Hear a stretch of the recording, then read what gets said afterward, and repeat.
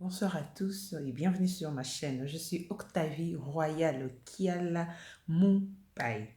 Mon message d'aujourd'hui, je l'ai intitulé Quand l'impossible devient possible. Eh bien, nous pouvons prier avant toute chose. Éternel mon Dieu, je recommande ces moments précieux entre tes mains. Nous voulons parler de ta part. Donne-nous la sagesse, Seigneur de gloire, de parler selon ta volonté et non selon notre volonté. Que le Saint-Esprit éclaire mon esprit afin que je sois conduit, dirigé par lui. Prends la place, prends le contrôle de toutes choses. Que ton nom soit glorifié, car la gloire est à toi. Merci Seigneur Jésus-Christ et je dis Amen. Amen, Amen. Eh bien, nous sommes dans le livre de Romains au chapitre 4. Je vais commencer à partir du premier verset. Je vais m'arrêter juste quelque part et vous pouvez continuer jusqu'au 13e verset.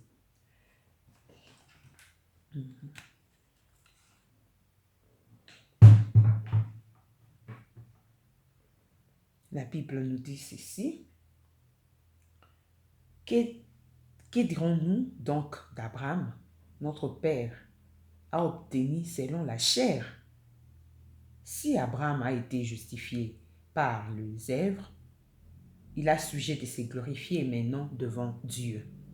Nous pouvons continuer, comme je disais, juste pour gagner du temps.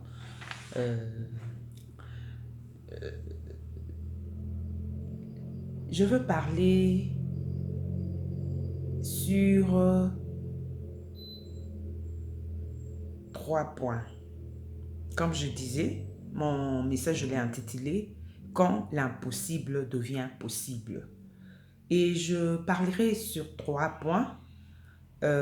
Sur ces 3 points, je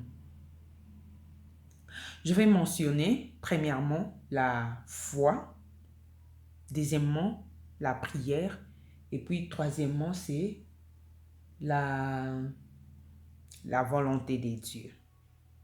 Je vais commencer par la foi. Croire en Dieu, c'est être juste devant lui.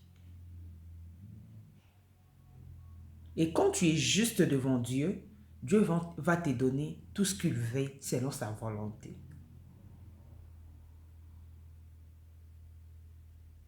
La bénédiction ne vient pas seulement quand on travaille. Tu peux être béni sans avoir un travail. Parce que la source de la bénédiction, c'est Dieu. Et alors, la foi fait des miracles. La foi fait que Dieu puisse te bénir, même quand tu es vide.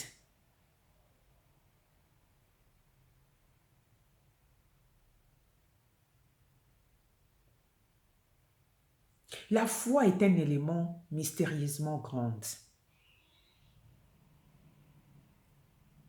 La foi est vraiment quelque chose de très grand.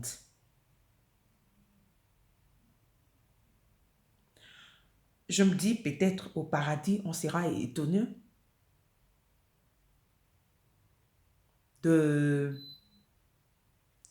d'avoir certaines personnes là-dedans. Les gens peut-être que nous jugeons mal. Les gens peut-être que nous disons, ce sont de païens. Je ne le confirme pas, c'est Dieu qui sait exactement ce qui va se passer au paradis. Mais on sera peut-être étonné d'avoir les gens qui nous appelaient de païens au paradis.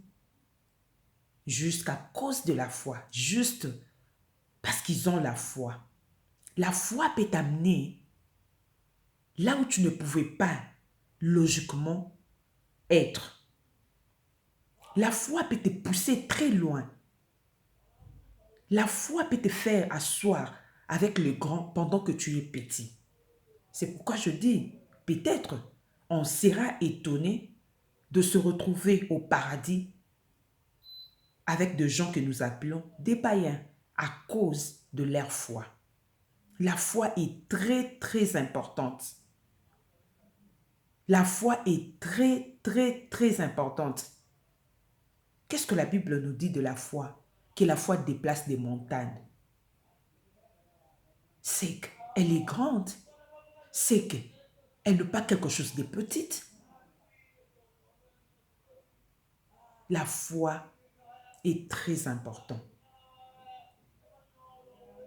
Tu peux être un homme de prière. Si tu n'as pas la foi, tu seras limité.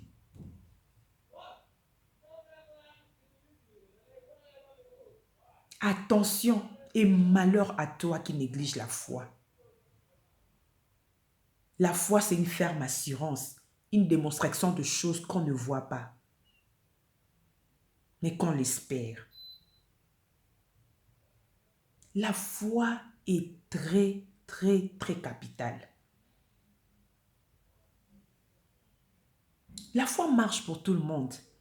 La foi ne marche pas seulement pour les enfants de Dieu. C'est pourquoi je me disais, peut-être au paradis, on va se retrouver avec les gens que nous appelons des païens à cause de leur foi. La foi ne marche pas seulement pour le chrétien. La foi marche pour tout le monde. Que tu sois païen, que tu sois croyant.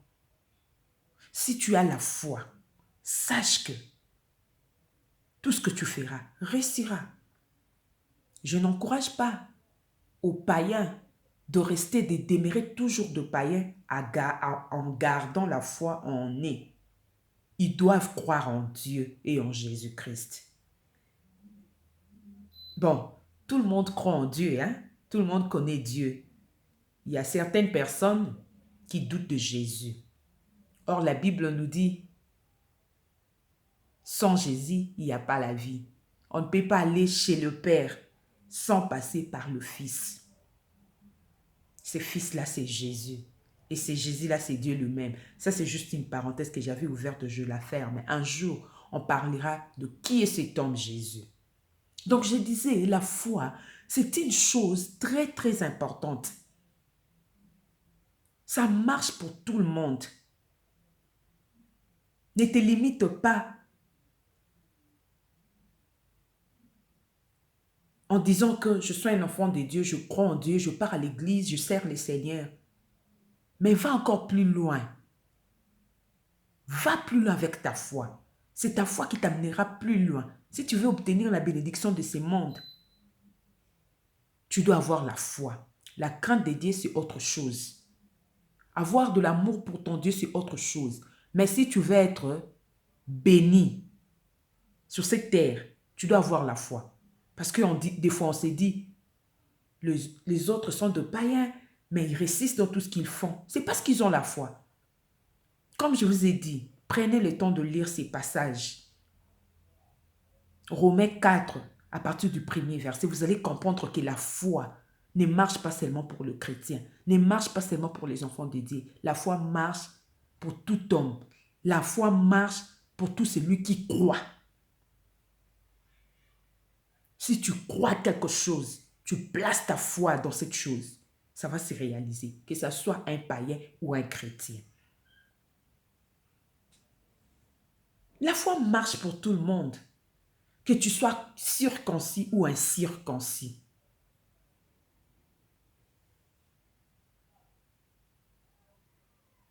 L'héritage de ce monde, on l'obtient par la foi et non par la loi.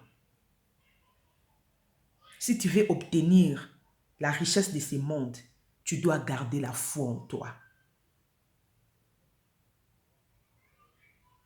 Prier, c'est bien. Aimer Dieu, c'est bien. Avoir la crainte de Dieu, c'est bien. Mais si tu veux vivre à la bénédiction de Dieu, tu dois avoir la foi.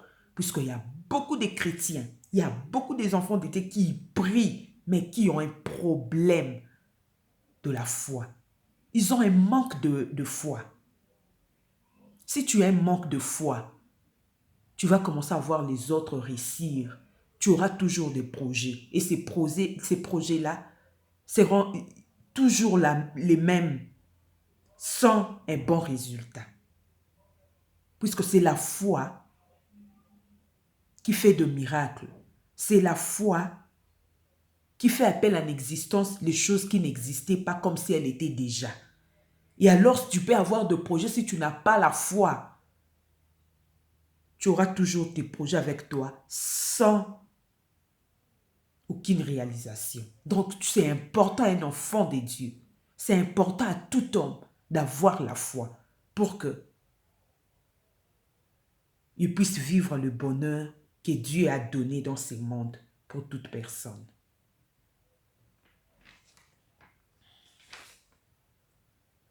La foi est très, très importante. Gardons notre foi si nous avons la foi. Si nous n'avons pas la foi, faisons un effort de devenir des hommes et des femmes de foi.